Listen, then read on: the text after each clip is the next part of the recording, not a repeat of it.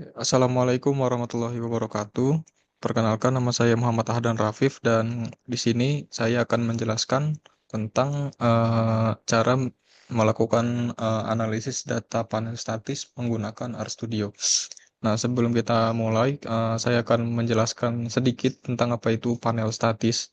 Nah, regresi panel statis itu adalah metode analisis regresi yang digunakan pada data panel, yaitu gabungan antara data time series atau waktu dan cross section atau unit individu seperti perusahaan, negara atau orang dengan asumsi bahwa hubungan antara variabel tidak berubah sepanjang waktu atau statis. Ini mencakup model pool PLS, fixed effect dan random effect. Nah, eh, regresi ini itu digunakan untuk menguji pengaruh satu atau lebih variabel independen terhadap variabel dependen dalam entitas yang diamati selama beberapa waktu. Model ini membantu mengendalikan heterogenitas individu yang tidak dapat diobservasi secara langsung, sekaligus meningkatkan efisiensi estimasi. Regresi ini tuh sering digunakan oleh peneliti ekonomi, analisis kebijakan akademis, dan data scientist yang ingin menganalisis hubungan antar variabel pada beberapa unit individu dalam jangka waktu tertentu. Misalnya perusahaan di berbagai wilayah selama 5 tahun. Data metode ini diterapkan ketika data yang dimiliki merupakan data panel dan tidak terdapat dinamika waktu secara eksplisit dalam model. Misalnya tidak mempertimbangkan lag variabel atau hubungan sebab akibat jangka panjang.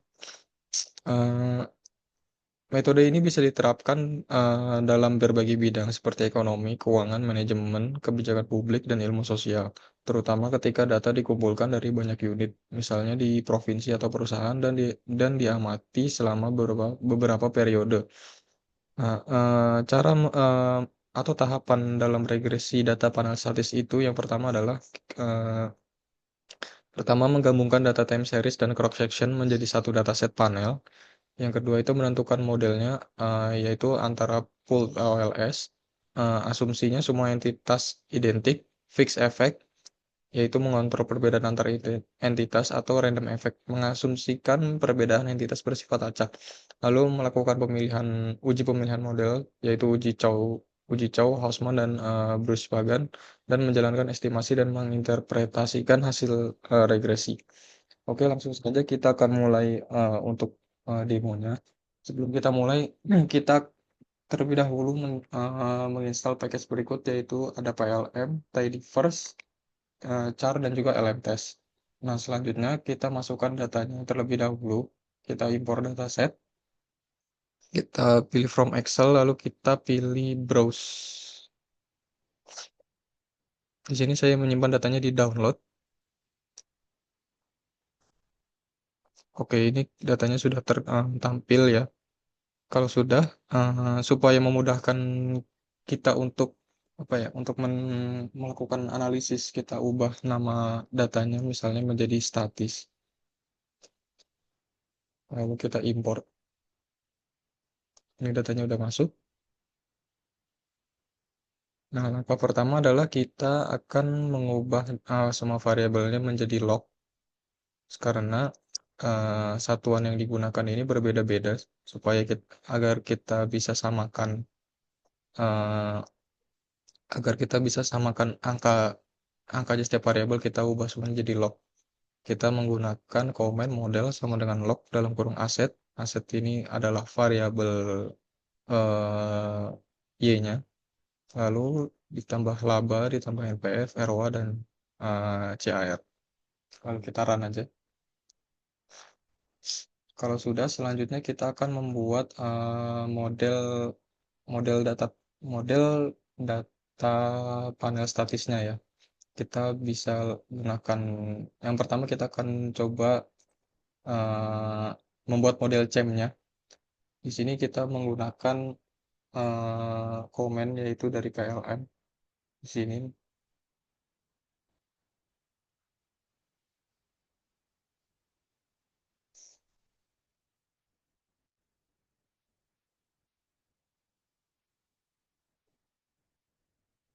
eh,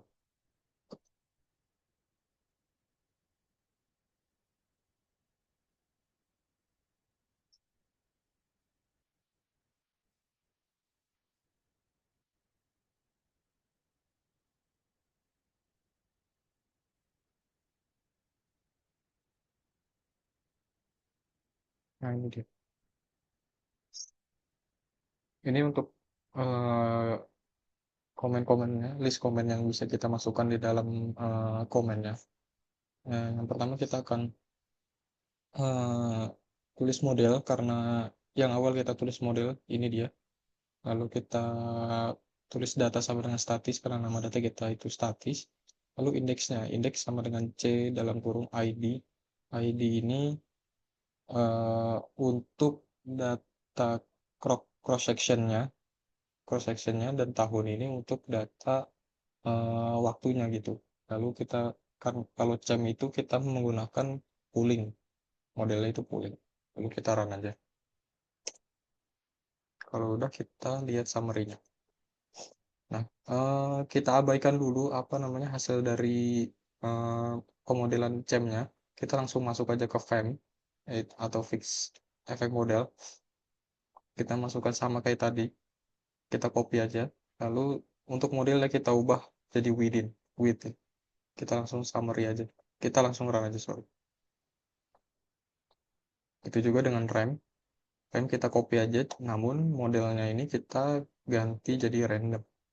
Kita kita run aja. Oke, kalau sudah, kita akan melakukan pemilihan model terbaik dengan menggunakan namanya itu chow test. Nah,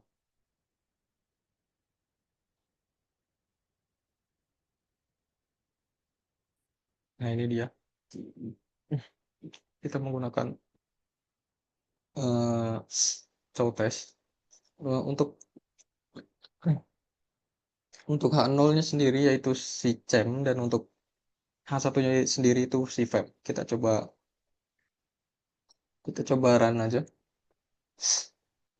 Nah, ya bisa dilihat bahwa nilai p-value-nya ini lebih dari 0,05 yang menandakan ini tidak signifikan, yang mana artinya kita tidak tolak H0, sehingga model yang terbaik itu kita pilih si CEM. Ya. Karena tadi si CEM H0, FEM itu H1. Oke, selanjutnya kita akan melakukan uji Hausman untuk melihat model terbaik lagi dari antara RAM atau FEM. Sebenarnya kita bisa langsung ke uji LM atau uji Lagrange multiplier. Namun di sini saya akan melihat apakah model RAM atau FEM itu lebih baik di antara keduanya. Kita masukkan komen pH test dalam kurung RAM atau RAM, FEM. RAM ini untuk H0, FEM itu untuk H1-nya. Kita coba run aja. Nah, bisa dilihat di sini untuk p-value-nya sendiri itu lebih besar dari 0,05 yang menandakan ini kita akan tidak menolak H0 yang berarti menandakan bahwa model RAM ini yang paling baik gitu ya dibandingkan FEM gitu. Nah, selanjutnya kita akan masuk ke yang namanya itu uji LM test atau uji Lagrange multiplier. Di sini ini untuk komennya, yaitu PLN test dalam kurung range data sama dengan statis, type-nya BP dan efeknya itu ada di sini saya membuat tiga komen. Yang pertama itu two ways, yang kedua itu individual, yang ketiga itu efek. Yang pertama kita coba di two ways-nya dulu.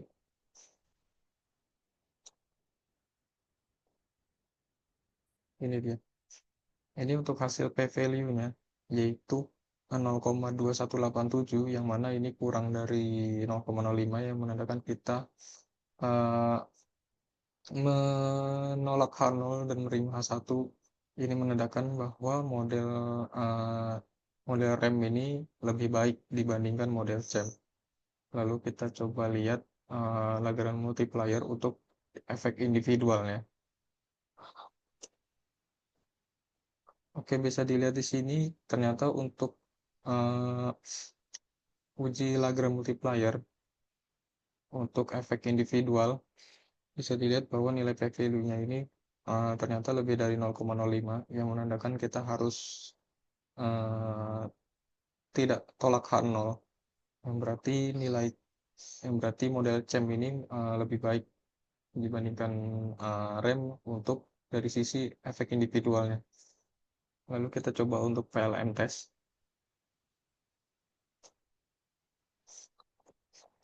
Oke, bisa dilihat di sini ternyata hasilnya ini sama ya antara individual dan time effect.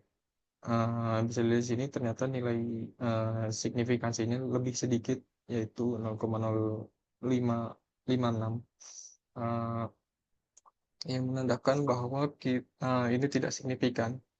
Namun berdasarkan teori ekonometrika di sini untuk model CEM sendiri itu eh, untuk model CEM sendiri ya secara teori eh, model CEM ini memiliki heterogenitas yang dimana dia itu sering mengabaikan eh, efek individual maupun efek waktunya. Nah, bisa dilihat bisa dilihat di sini juga bahwa nilai P value-nya ini dari si model RAM-nya ini signifikan yang menandakan bahwa si model RAM ini bisa lebih baik dalam menangkap efek waktu dan juga efek individualnya dibandingkan si CEM sehingga eh, untuk saat ini kita menggunakan model RAM sebagai model terbaik kita dalam data panel statis ini. Oke, selanjutnya kita akan melakukan uji asumsi klasik. Yang pertama itu kita akan melakukan eh, uji heteroskedastisitas. Ya, heteroskedastisitas dengan menggunakan BP test dalam kolom RAM. Kalau kita lihat di sini, dia itu ada di package LM test. LM test kita cari BP test Volkswagen. Oh ya, Volkswagen ini digunakan untuk melihat apakah modelnya RAM ini mengandung heteroskedastisitas atau tidak. Coba kalau kita run aja. Oke, bisa kita lihat bahwa eh, nilai P value-nya ini lebih besar dari 0,05 yang menandakan bahwa kita itu eh, tidak tolak H0 yang menandakan bahwa da- data yang kita miliki ini tidak mengandung heteroskedastisitas. Nah, selanjutnya kita akan melakukan eh, uji autokorelasi. Uji autokorelasi dengan menggunakan komen PBG test. Itu ada di si kalau nggak salah.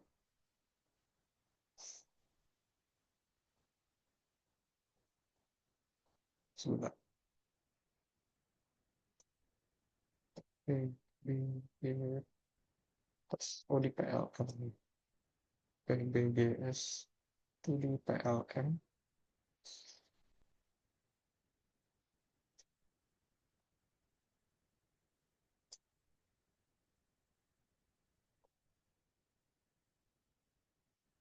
Ya, ini digunakan untuk melihat autokorelasi. Ya, kita coba tes.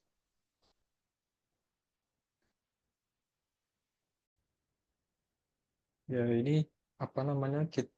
Untuk apa?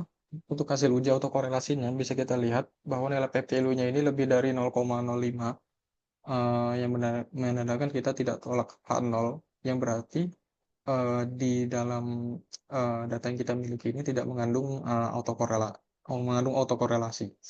Nah, selanjutnya kita akan melakukan uji multikolenialitas. Nah, bisa dilihat bahwa eh, nilainya nilai dari setiap variabelnya ini lebih dari satu, yaitu 0,3, 1,03, 1,01, 1,03, dan 1,01 dan seterusnya. Eh, ini menandakan bahwa ya bisa dilihat bahwa nilai VIF-nya ini kan lebih sedikit dari satu, yang menandakan ini ada sebenarnya masih ada hubungan tetapi moderat gitu ya, tidak terlalu berpengaruh signifikan. Sehingga eh, ini menandakan bahwa nih data yang kita miliki ini sudah quote unquote lolos uji multikolonialitas, sehingga bisa kita simpulkan bahwa data yang kita miliki ini semuanya sudah lolos uji asumsi klasik gitu ya. Nah, selanjutnya kita akan melihat summary dari model RAM-nya itu sendiri ya. Kita coba run aja. Oke, ternyata setelah kita run, ternyata hasil dari nilai si model RAM-nya itu ternyata tidak signifikan. Bisa kita lihat bahwa nilai nilai dari semua komponen ini menunjukkan nilai 0, yang menandakan bahwa eh, apa namanya model RAM yang kita miliki ini tidak signifikan secara nilai gitu ya. Ya, kenapa ini nilainya bisa 0? Ini ada beberapa indikasi. Yang pertama itu bisa jadi bahwa data yang kita miliki ini si nilai efek waktunya itu terlalu dominan, atau eh, nilai si individualnya itu tidak terlalu dominan terhadap si efek randomnya. Ya, kurang lebih seperti itu. Sekian dari saya, kurang lebihnya mohon maaf. Assalamualaikum warahmatullahi wabarakatuh.